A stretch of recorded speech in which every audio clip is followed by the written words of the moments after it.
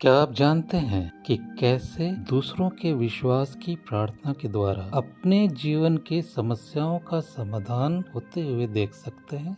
Video के आखिरी point में हम ये देखेंगे कि कैसे पौलुस ने इस बात को समझा कि सेवकाई में सफल होने के लिए प्रभु यीशु का साक्षात दर्शन पाना या बहुत सारे वरदानों का होना काफी नहीं है, बल्कि इसके लिए दूसरों की प्रार्थना की मदद का भी सख्त जरूरत है। इसलिए मेरे साथ इस वीडियो में बने रहिए और आखिरी तक सभी पॉइंट्स को बहुत गौर से सुनिए और नोट भी कीजिए। 3 पॉइंट्स के द्वारा हम यह देखेंगे कि कैसे दूसरों का विश्वास और प्रार्थना हमें मदद पहुंचाता है। पॉइंट नंबर 1, लूका 5 अध्याय और 17 से 26 पद की उस घटना को याद कीजिए, जब एक बीमार व्यक्ति को खाट में लिटाकर उसके साथियों ने छत खोलकर नीचे लटका दिया था।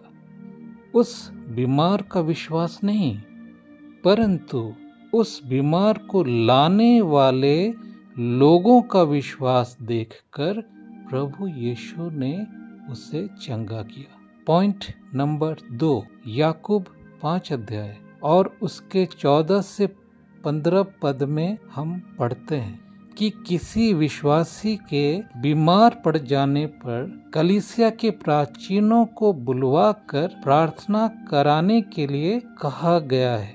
वहाँ ये लिखा है कि विश्वास की प्रार्थना के द्वारा रोगी बच जाएगा। अगर ये मान लें कि व्यक्ति बहुत ज्यादा बीमार है, तो फिर यहाँ पर बीमार व्यक्ति का विश्वास नहीं, परंतु प्राचीनों के विश्वास की प्रार्थना के द्वारा बीमारी से चंगाई मिलता हुआ दिख रहा है। पॉइंट नंबर 3, प्रेरितों के काम 14 अध्याय और उसके 27वें पद में हम पढ़ते हैं कि अपने सेवकाई के दौरान पौलुस यरूशलेम पहुंचा और वहां पहुंचकर उन्होंने कलीसिया इकट्ठा की और बताया कि परमेश्वर ने उनके साथ होकर कैसे बड़े बड़े काम किए और अन्य जातियों के लिए विश्वास का द्वार खोल दिया।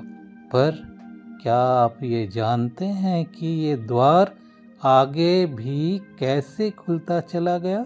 इसका रहस्य कुलस्सियों 4 अध्याय के 3 पद में छिपा है, जहां पौलुस ये कहता है कि हमारे लिए भी प्रार्थना करते रहो कि परमेश्वर हमारे लिए वचन सुनाने का ऐसा द्वार खोल दे कि हम मसीह के उस भेद का वर्णन कर सकें। निश्चित तौर पर पौलुस इस भेद को समझ चुका था कि सेवकाई में ज्यादा फलवंत होने के लिए प्रभु का केवल एक बार दर्शन पाना, वन टाइम विजन प्राप्त करना या कई एक वरदानों का होना काफी नहीं है, बल्कि निरंतर सफलता प्राप्त करने के लिए उसे दूसरों की प्रार्थनाओं की सहायता का भी जरूरत है। इसीलिए 2 कुरिन्थियों 1 अध्याय और 11 पद में पौलुस ये कहता है कि तुम भी मिलकर प्रार्थना के द्वारा हमारी सहायता करोगे। मेरे प्रियो, इन तीनों पॉइंट से यह स्पष्ट है कि दूसरों के विश्वास और प्रार्थना से आपको निश्चित तौर पर मदद प्राप्त होता है और आपको सहारा मिलता है। अगर आप चाहते हैं कि हम आपके किसी ज़रूरत के लिए प्रार्थना करें, तो अपने प्रेयर रिक्वेस्ट को कमेंट करके लिखिए। हम सब आपके लिए जरूर प्रार्थना करेंगे। अगर आप चाहते हैं कि आपकी प्रार्थनाओं का उत्तर जल्दी मिले, तो इसके लिए आपको कुछ लोगों के साथ एक मन होकर प्रार्थना करना जरूरी है। अब एक मन होकर प्रार्थना करना क्यों जरूरी है, इसका उत्तर मैं आपको अगले वीडियो में बताऊंगा। तो फिर बने रहिए हमारे साथ। आइए चलते हैं अगले वीडियो में।